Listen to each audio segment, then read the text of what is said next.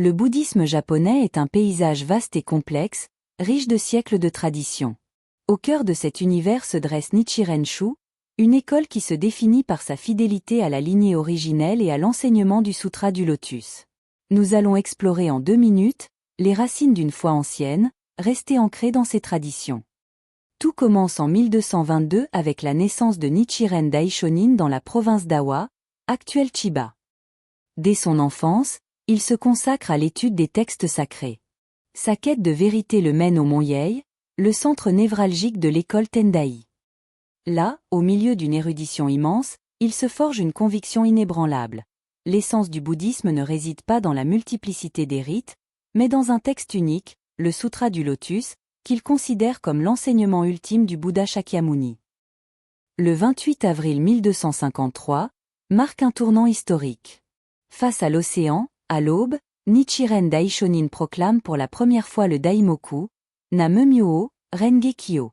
Cette phrase signifie « Je me consacre à la loi merveilleuse du Sutra du Lotus ». Il affirme alors que chaque être humain peut atteindre l'éveil, ici et maintenant.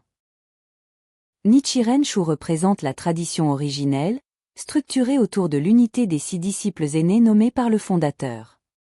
Au sein de cette tradition, la lignée de Minobu-san occupe une place centrale. C'est sur le mont Minobu que Nichiren Daishonin a passé ses 9 dernières années, et c'est là, au temple Kuonji, que reposent ses cendres. Cette lignée met l'accent sur la dévotion au Bouddha éternel Shakyamuni et préserve l'harmonie des enseignements légués par le maître. Malgré les exils et les persécutions vécues par Nichiren Daishonin au XIIIe siècle, son enseignement a perduré. Aujourd'hui, la lignée Nichiren Sho compte environ 5000 temples au Japon.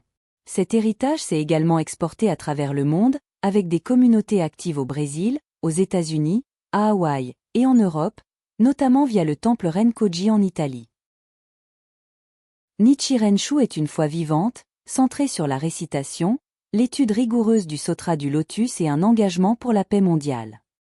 En préservant les lieux historiques et la doctrine originelle, elle offre un chemin de transformation intérieure qui traverse les siècles, porté par la résonance éternelle du Lotus.